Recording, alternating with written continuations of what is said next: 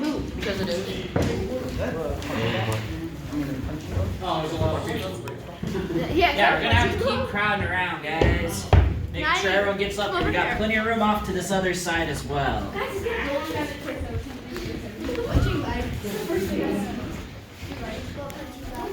You're in my way. What's up, bro? You're in my way.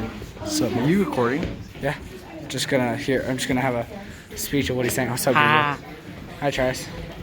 Stop it.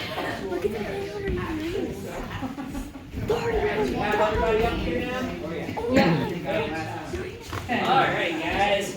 So this is the Abbott Lawrence Lowell astrograph. It's what they used to find Pluto back in 1930. It's named after Percival Lowell's younger brother, who donated all the money to put this telescope together. And what an astrograph means is it's just a giant camera for us. Kind of like photograph, astrograph. It takes pictures of astronomy for us. So don't think about this much of a telescope. Think about it like a huge camera. No one's ever technically looked through the major part of this telescope. All they would do is load a glass plate into the back and take a picture of the night sky with that glass plate. The telescope cost about $15,000 to build, back starting in 1928 and finishing in 1929. But they only had $10,000 to build it, so they got really creative putting everything together. The tube that houses the lenses for the telescope is just an old water pipe they had lying around Flagstaff. These crossbars are melted down in reshaped metal, truck parts, things like that. The welding is not professional welding. If you turn that in as a professional welder, you'd be in a lot of trouble for that. But it did hold everything together. The dome is all pine wood, which is what we have a lot of here in Flagstaff. And then supporting the floor underneath the telescope is spare railroad tracks they had lying around. That's what they use as I-beams. So when you guys leave the dome, you can look up and still see those railroad tracks cutting underneath the floor here. So what the young man who discovered Pluto would do is come up with glass plates. They look kind of like this guy right here, 14 by 17 inches. Load it into the back and take a picture of the night sky. It took him about an hour to actually get the picture. And the picture that he ended up with was incredibly boring. It looked like this guy right here. This is the same picture. I'll pass it around to you guys. You can tell me what you see in them. This one you just have to hold it up to the light. If you want to grab it and hold it up to the light so everyone can see. What do you guys see in those pictures? Where's the light? Right there. Right next to you. Oh. They're really So what kind do of you boring pictures, right?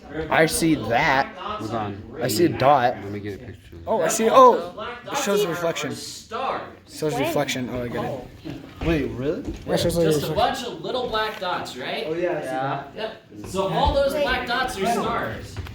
There's 20,000 stars in the pictures you guys are looking at, and one tiny little Pluto. See that shot. The reason these pictures look like what they do is because of what a planet is. Our idea of what a planet is. Planets comes from the Greek word for wander. We've known the majority of the planets in our solar system have existed just by looking into the night sky and watching how these little points of light would move completely different to the rest of the stars around them. Because the planets are closer to us, they move through our night sky differently. So all they were trying to do is find a wander out there in the night sky.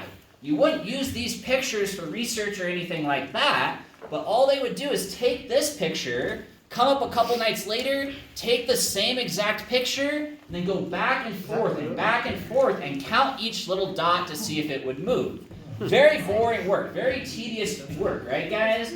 That's why the man who discovered Pluto was who he was. He was 24 years old without a college education when he discovered Pluto. How old are you guys? 13. 13. That gives you guys just about 10 years to discover a planet before you want to beat this guy here. He would just count back and forth. And fortunately for that young man, his name was Clyde Tombaugh. He noticed that in January of 1930, one little dot jumps from one point to another, while all the rest of the dots stayed the same. And this is how he discovered Pluto out there. It's not the most exciting work, but it changed his life completely. He got to go to college and work in astronomy. The tiny little one's Pluto. It's not the most impressive dot. It's not the largest dot. It's not the brightest dot. It's just the dot that moves, and that's how he found Pluto out there. Right? Just take a picture of that. Same thing as that. I'm gonna take a picture of the video. That show Pluto. It's like your pinky nail pulled up to that big plate right there too. So it was a lot of just counting dots. All right. So a couple interesting facts about this telescope. I'll wait for you guys to listen over there. A couple interesting facts about this telescope, though. Because you can't look through the major part of the telescope, you still had to know what part of the night sky you were taking a picture of, right? That's where this smaller scope comes into play. And that smaller scope has crosshairs, a lot like a gun has crosshairs in it. You would find a star and keep that star in the crosshairs for the whole hour it took to take the picture. Those crosshairs, you want to be as thin as possible while still being able to see them. And it turns out what's been in there since the 40s has actually just been spider webs. The crosshairs in the telescope right now are a bunch of old spider webs. One of those creepy statues that you guys walked past, Henry Gickless, he was the one who used this telescope after the young man who discovered Pluto. And he was an avid collector of spiders. He let a black widow spin a web in its jar, moved it to another jar, and used black widow web inside of the telescope here as those crosshairs, because it was just the right thickness. How many of you guys want to do this for those crosshairs? Anybody? Anybody really like spiders? How many of you guys are afraid of spiders? Anybody? A few of you guys? Yeah, right? I love Spider-Man. Sounds like a really intense way of going about it, but the military actually used to use black widow's webs for crosshairs all the time as well. Then the second thing everyone noticed when they first walked in here is that boxing glove up there. That's because when you have two astronomers in here trying to take pictures of the night sky, it's nice and dark. This steel pipe comes right about head level for a lot of astronomers. And they decided a right hook to the side of the head was a whole lot softer than a steel pipe to the side of the head, and threw a boxing glove up there. And it doesn't meet OSHA state standards. It did prevent some cuts and bruises, though. It's not the original boxing glove. We've gone through a few of them with how much it's worn out for us here. You guys have any questions about the telescope or anything we've gone over? Yeah? No? Anything about Pluto? Anything that might cross your minds? No? Yeah. Who is the guy that's, what's his name again, that discovered it? Clyde Tombaugh. Yep. Yeah. What does it look like when you open it? This one's not very exciting. You see a lot of trees and you only get a few stars. The reason you have the dome up there is to block out a lot of ambient light. Light that you don't want hitting your picture, and then it also protects it from the weather, so it's just a little sliver of the night sky, almost like when you open your window to look out. Yeah.